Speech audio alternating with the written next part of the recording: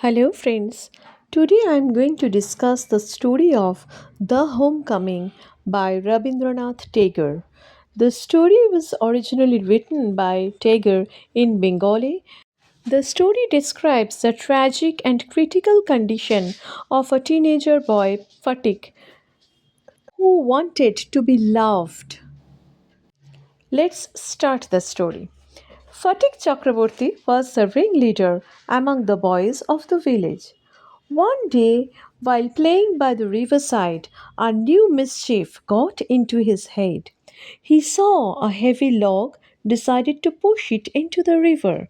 The log belonged to Jegu, who wanted to use it as a mast for his boat. Fatik did not care how the owner felt and wanted to carry out the task just for fun. When he suggested what was in his mind, all his friends agreed to it unanimously. Just then, Fatik's younger brother Makhan came and sat down on the log in front of them without a word. The boys were puzzled for a moment. Fatik asked Makhan to leave, but he did not move. Fatik was furious. Makhan, he cried, if you don't get down this minute, I'll trash you. Makhan moved to a more comfortable position.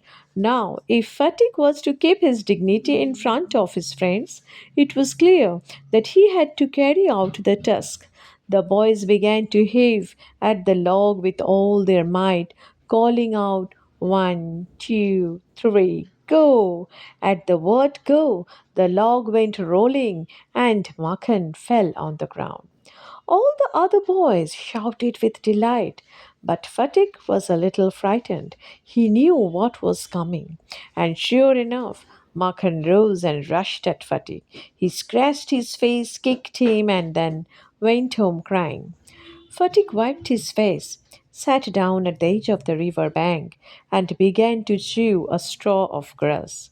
Just then, a boat came up to the landing, and a middle aged man with a grey hair and dark moustache stepped on the shore. He saw Fatik sitting there and asked him where the Chakrabartis lived. Fatik went on chewing the grass and said, "Over there," but it was quite impossible to tell where he was pointing. The stranger asked him again. Fatik simply said, "Go and find it out yourself," and continued to chew the grass as before. By now, a servant came down from the house and told Fatik that his mother wanted to see him. When Fatik refused to move, the servant took him up roughly and dragged him back into the house. Upon entering the house, his mother called out angrily, "So, you have been hitting Makhan again?" Fatik answered indignantly, "No, I haven't. Who told you that?" His mother shouted, "Don't tell lies. You have been doing just that." "I tell you, I haven't. You ask Makan." And Makan said, "Yes, mother, Fatik did hit me." Fatik's patience was already exhausted. He could not bear this injustice. He rushed at Makan and showered him with blows. "Take that," he cried, "and that for telling lies." His mother pulled Fatik and started hitting him herself. It was at this critical juncture that the grey haired stranger arrived. He asked what the matter was. Fatik looked sheepish and ashamed of himself. When his mother stepped back and looked at the stranger, her anger was changed to surprise, for she recognized her brother Vishambhar. She bowed to the ground and touched his feet. Her brother had started a business in Bombay. His sister, Fatik's mother, had lost her husband while he was in Bombay. Bishambhar had now come back to Calcutta and had at once made inquiries about his sister. He had then hastened to see her as soon as he found out where she was. The next few days were full of celebrations. The brother asked about the education of the two boys. He was told by his sister that Fatik was a continuous troublemaker. He was lazy, disobedient, and wild. Makhan, on the other hand, was as good as gold, as quiet as a lamb, and very fond of reading. Bishambar offered to take Fatik off his sister's hands kindly and educate him with his own children in Calcutta. The widowed mother agreed readily. When his uncle asked Fatik if he would like to go to Calcutta with him, his joy knew no bounds and he said, "Oh, yes, uncle," in a way that made it quite clear that he meant it. When they reached Calcutta, Fatik met his aunt for the first time. She was by no means pleased with this unnecessary addition to her family. She found her own three boys quite enough to manage without taking anyone else. To her, bringing a village lad of 14 into their midst was terribly upsetting. Bishambar should readily have thought twice before bringing Fatik. To live in a strange house with strange people is a little short of torture. It was painful for Fatik as well to be an unwelcome guest in his aunt's house. He realized that his aunt despised him almost instantly. If she ever asked him to do anything for her, he would be so overjoyed that he would overdo it, and then she would tell him not to be so stupid, but to get on with his lessons. The cramped atmosphere of neglect in his aunt's house oppressed Fatigue so much that he felt that he could hardly breathe. He would dream night after night of his village home and long to be back there. He remembered the glorious meadow where he used to fly his kite all day long, the broad river banks where he would wander about the whole day singing and shouting for joy. He thought of his band of boy companions and had a silent cry of the inmost heart of his mother. No one could understand it, but it preyed upon his mind continually. Fatik was the only backward boy in the whole school. He gaped and remained silent when the teacher asked him a question.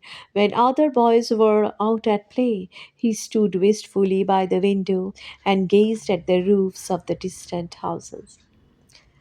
One day he summoned up all his courage and asked his uncle, "Uncle, when can I go home?" His uncle answered, "Wait till your holidays begin." The holidays, however, would not begin till November, and there was still a long time to wait. One day, Fatik lost his lesson book. Even with the help of books, he had found it very difficult to prepare for his lessons. Now it was impossible. Day after day, the teacher would cane him mercilessly.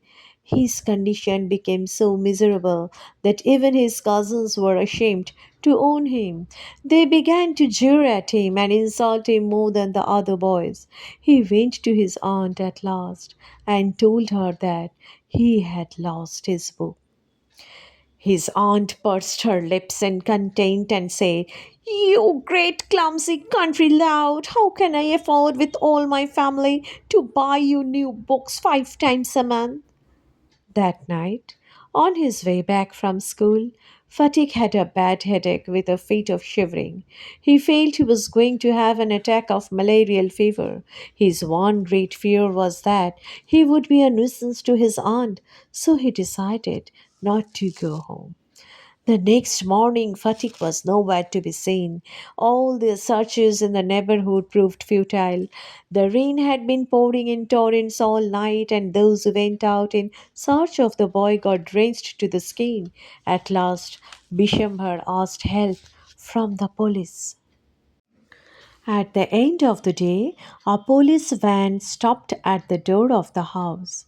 It was still raining and the streets were all flooded. Two constables brought out Fatik in their arms and placed him before Bishambhar. He was wet from head to foot, muddy all over, his face and eyes flushed red with fever, and his limbs all trembling. Bishambar carried him in his arms and took him into the inner apartments. When his wife saw him, she exclaimed, "What a heap of trouble this boy has given us! Hadn't you better send him home?" Fatik heard her words and sobbed out aloud, "Uncle, I was just going home, but they dragged me back again." The fever rose very high, and the boy was delirious all that night. Vishambhar brought a doctor. Phatik opened his eyes, flushed with fever, looked up to the ceiling, and said vacantly, "Uncle, have the holidays begun yet? May I go home?" Vishambhar wiped tears from his own eyes, took Phatik's lean and burning hands in his own, and sat by him through the night. The boy began to mutter again. At last his voice became excited. "Mother, don't beat me like that. Mother, I am telling the truth." The next day, Fatik was conscious for a short time. He turned his eyes about the room as if expecting someone to come. At last, with an air of disappointment, his head sank back on the pillow. He turned his face to the wall with a deep sigh.